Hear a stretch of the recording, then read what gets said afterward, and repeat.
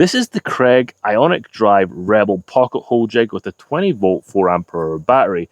I've seen a bunch of videos out there promoting this new Kreg Ionic Drive lineup, and they're saying it is great, and other people are saying that they're switching to this Kreg Ionic Drive lineup.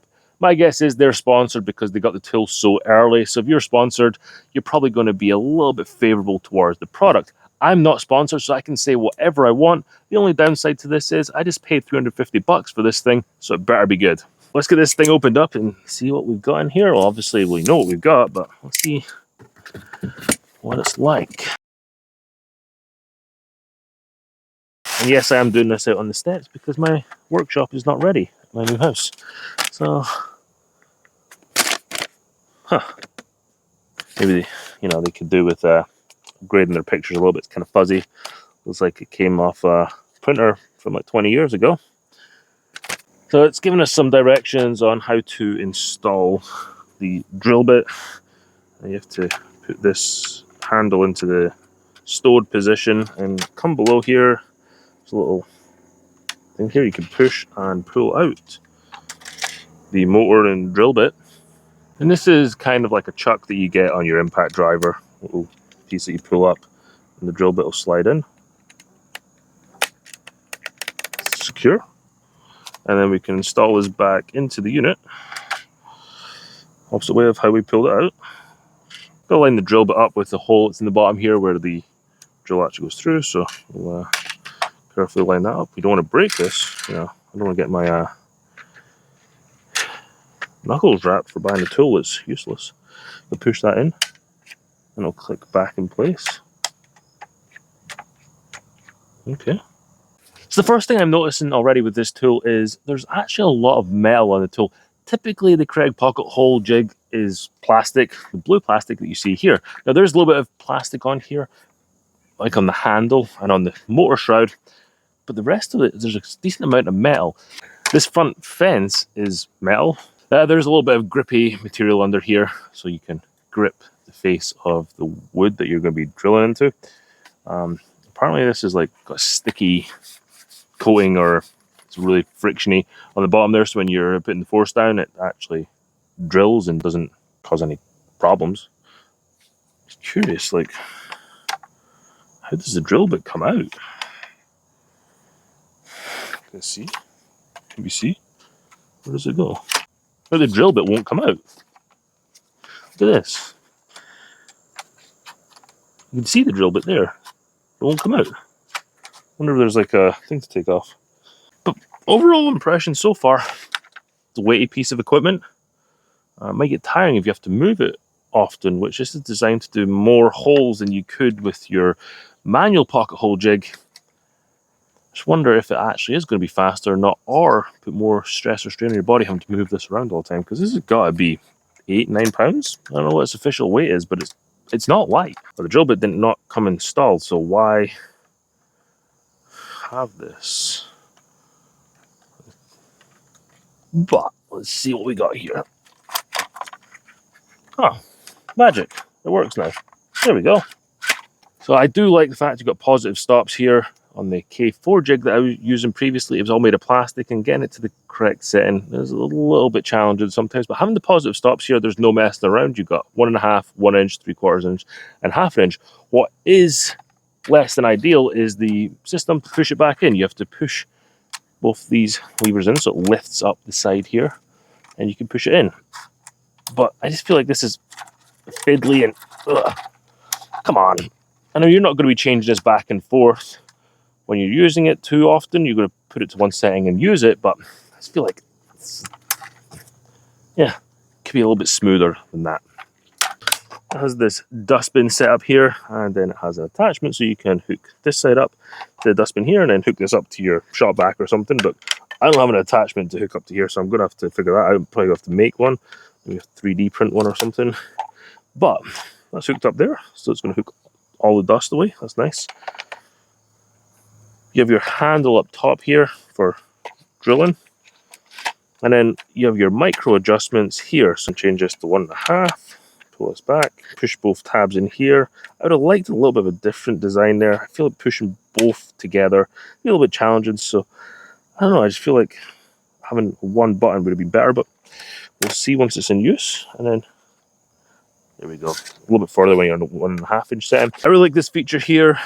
I always do a test drill and then see how the outcome of that was. This here allows you to micro adjust the depth of the drill bit when it's drilling into the wood, so you can reduce it or you can increase it. So say you drilled into an 1.5 inch bit of wood and you found the drill bit to not be drilling in far enough, you can then turn it up so it drills in a little bit deeper on the next one. Kreg have really thought of everything with this tool. They've got these feet to help balance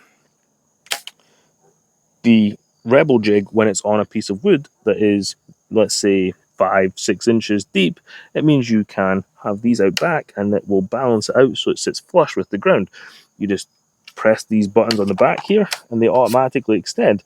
So if you have this on the ground, they'll only extend as far as they need to, and it'll lock in place.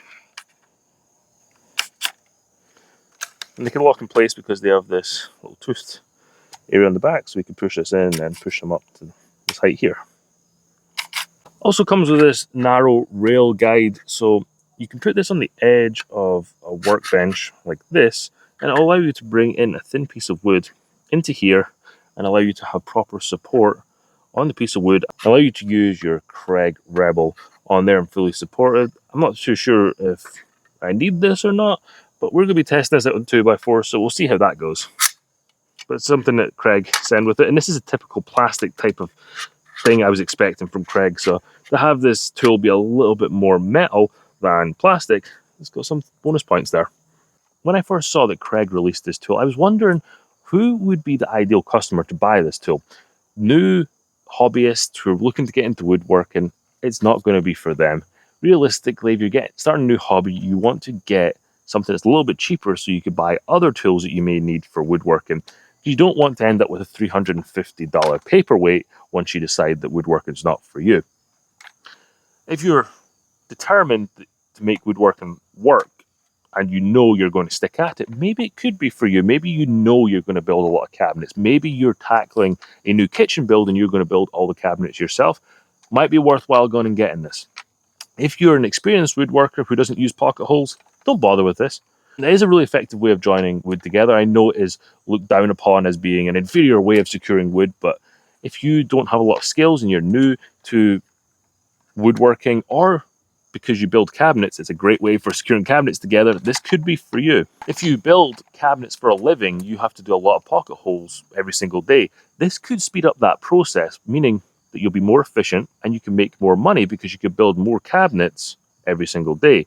So I think that would be something for people to consider who do use pocket holes and still use a method like the K4 or something like that, where you still have to clamp it and then drill it by hand. I think this could speed up your process. Investing a little bit in your tools can make you more efficient and help you make more money, which right now when things get more and more expensive, who doesn't want a little bit more money for doing the same amount of work?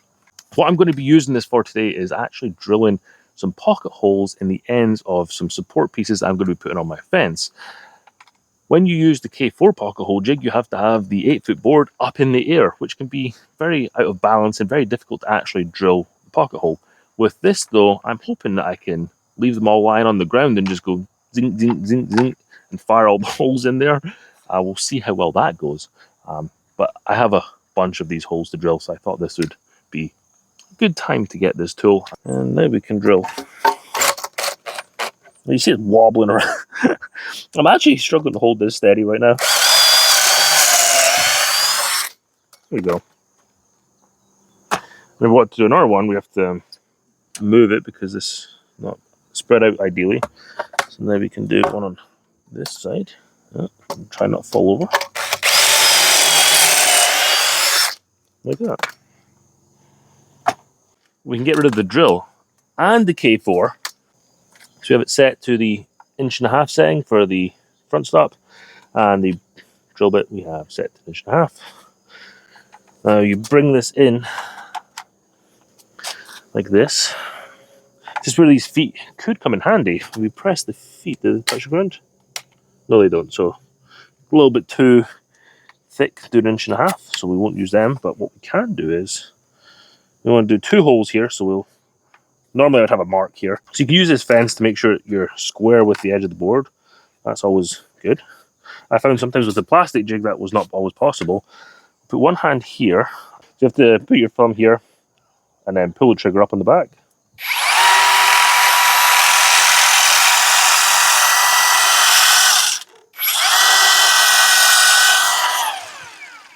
And then move over, we'll do another one.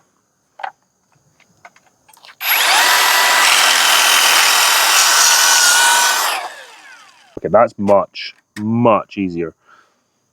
And that is much easier than using the K4. Let me go and see if I've got something a little bit thinner so we can see those back feet in action. See that this wants to fall backwards, so we're going to put this here. And I know we're doing this in the driveway, but we press this button here to release the feet, and they will lock out. Now that's a little bit too high. We want to make sure it's as level as possible, so about there.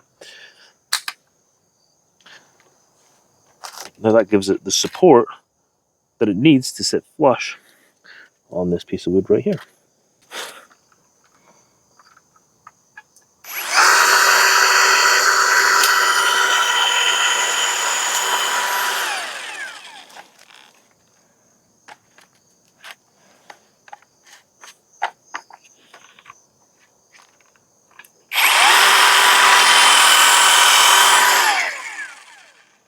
This is much easier than using the K4. Wow. We did a few holes there, and overall I'm very impressed, but I'm not sold yet, even though I bought it. But things that I'm a little worried about with this. This is a large piece of equipment, realistically for doing pocket holes. You can get one of those little small pocket hole jigs. It takes up no room at all. It's in a little carry toolbox. This is a big piece of equipment. Another battery platform. Not like I have enough battery platforms already. I like having a few battery platforms, but having another one, I think I'm pushing it a little bit. The weight of this, it's not too bad. The clunkiness nature of how you adjust the different depth settings, that's a problem to me. The dust collection, I don't have a way of connecting the dust port in here, so the dust collection is actually pretty poor if you don't have a vacuum hooked up to this. What I did like, though, was being able to drill holes in the end of a 2x4 and then drill holes in the other side without having sawdust fall on me, because when you're using the K4, you drill holes on one side, then you flip the piece of wood over, and then all the dust just falls on you, and then it's wobbling around, and I just cover myself in dust again. And it doesn't take a lot of force to drill through, so it supports itself. That's really handy to make sure that you don't end up putting pocket holes in at a funny angle, because when you do put pocket holes in at an angle like that, you can end up pulling the wood squint, and then you end up with things that aren't square or flush or flat or whatever you're aiming for. I just don't know if it's worth $350, including the battery. I'm going to keep it, but there's more testing to be done on this to determine whether it was worth its money or not. I have a few builds coming up that I'm going to be using this on. We'll use it on the fence, and then I need to build some cabinets, and I need to build a few pieces of furniture. So we'll check back once I've got those builds done, and we can see if I recommend you get one of these or not. But I want to get a video out initially on this that's not sponsored, so people can get an honest opinion of what this thing is actually like, instead of just those sponsored videos. So if you did like this video and you want to see more DIY content around the home, check out this video here next.